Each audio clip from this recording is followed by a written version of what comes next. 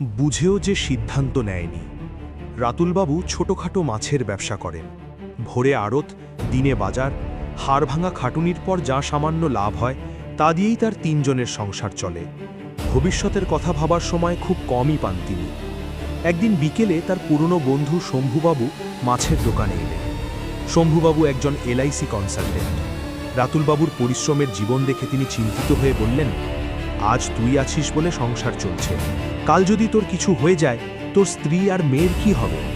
অল্প কিছু টাকা জমিয়ে একটা জীবন বীমা করলে অন্তত পরিবারটা সুরক্ষিত থাকবে।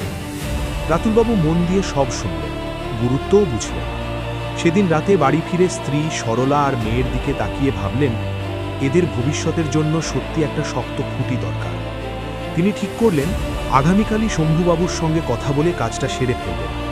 কিন্তু সেদিন রাতে পরিবারের সবাইকে বসিয়ে চূড়ান্ত সিদ্ধান্তটা আর নেওয়া হলো না। কাল করব, এই ভেবেই কথাটা থেমে গেল। পরদিন বাজারে প্রতিবেশী পরেশবাবু বললেন, এসব বিমা টিমা সব ধান্দা, নিজের টাকা নিজের কাছেই রাখো। নিজে যা বুঝেছিল তার চেয়ে অন্যের বলা কথাই সেদিন বেশি গুরুত্ব পেল। রাতুলবাবু ভাবলেন, এখন হাতে টাকা কম, পরে দেখা যাবে।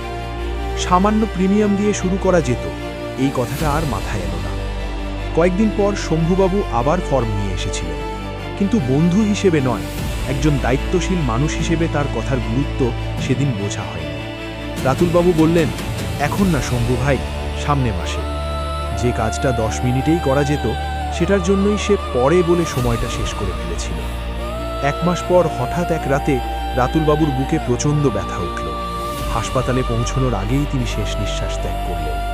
তার মৃত্যুর পর সরলার সামনে শুধু দেনা আর অনিশ্চয়তা। মেয়ের পড়াশুনো, সংসার সবকিছুই থমকে গেল।